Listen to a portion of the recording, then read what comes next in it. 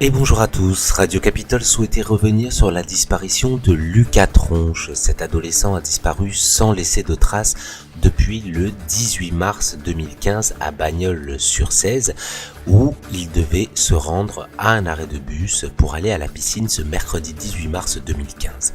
Ça se passe à Bagnols-sur-Cèze, dans le Gard. Depuis, un portrait robot suite à sa disparition et à l'alerte donnée par sa maman et son papa auprès des services de police le mercredi soir, donc de ce 18 mars 2015. Depuis, l'enquête a avancé et un premier portrait robot avait été diffusé sur un homme qui serait témoin de la disparition du petit Lucas, mais beaucoup de choses ont changé. L'enquête avance trop lentement, les parents de ce jeune homme tentent chaque jour d'interpeller les Français sur la disparition de leur fils et ainsi leur permettre d'avoir un minimum d'indices. Depuis, des avis de recherche sont diffusés en grand partout dans le Gard et même bien au-delà. Personne ne peut oublier le visage de ce jeune Lucas. Alors pour ne pas oublier cet adolescent disparu, mais aussi pour ne pas lâcher ses recherches effectuées par ses parents, Radio Capitole souhaitait en parler en antenne et vous indiquer que ce samedi, aujourd'hui, un rassemblement aura lieu à Bagnols-sur-Cèze à 11h.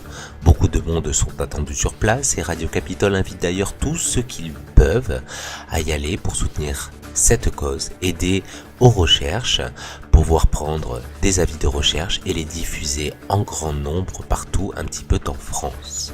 Aujourd'hui pour Radio Capitole, nous avons eu par téléphone Nathalie, la maman de Lucas. Cette femme accompagnée du papa de Lucas se bat chaque jour pour que la justice ne laisse pas tomber le dossier concernant la disparition du petit Lucas. Écoutons son témoignage. Il devait se rendre à la piscine avec son frère. Son frère est parti devant et en fait il ne l'a jamais rejoint. Donc il a fermé la maison, il a éteint son portable à 17h14 et à partir de là, voilà, on n'a plus de nouvelles. Il y a eu des témoignages dans les 4 jours qui ont suivi, dans une zone assez restreinte autour de notre domicile, jusqu'à environ une quinzaine de kilomètres. Le dernier témoignage, c'est le 23 mars, le lundi 23 mars. Il y a eu au départ, donc c'est la police nationale de Bagnols-sur-Cèze qui s'est occupée de l'affaire, qui l'a prise en main dès ma déposition le 18 mars à 20h, quand je me suis rendu compte que Lucas avait disparu. Et donc il y a eu appel à des chiens pisteurs, il y a eu des pistes qui ont été prises par des Malinois, par des Saint-Hubert. À chaque fois qu'il y a eu un témoignage, il y a quand même eu des chiens pisteurs qui sont partis sur ça. Donc c'est vrai que c'est quelque chose auquel on se raccroche, même si la police nous explique que malheureusement, parfois des chiens pisteurs prennent des pistes où la personne n'est jamais passée. Mais pour nous, c'était important parce que ça voulait dire qu'il y avait un signe de vie de Lucas. Lucas, c'est un garçon qui n'a pas du tout le profil de figure. Je pense que c'est pour ça d'abord que ça a été classé en disparition inquiétante. Il est très bon élève, il était en seconde, il veut faire vétérinaire depuis qu'il est tout petit. C'est quelqu'un qui est très gentil, serviable. À la maison, on n'a aucun souci. Il a 2 frères. Donc dès le départ, nous, on a crié très fort que c'était pas une fugue, c'était pas possible, c'était pas son caractère. Nous, on reste dans l'espoir.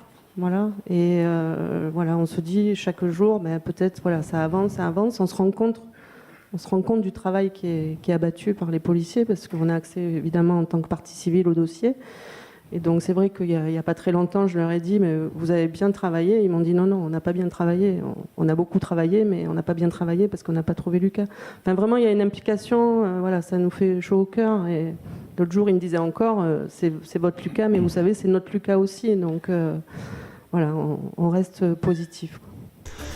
Radio Capitole est forcément sensible à la disparition de Lucas Tronche et vous informe que cette disparition inquiétante est actuellement gérée par la police judiciaire de Montpellier. Vous pouvez les contacter si vous avez la moindre information au 04 67 99 35 97 04 67 99 35 97.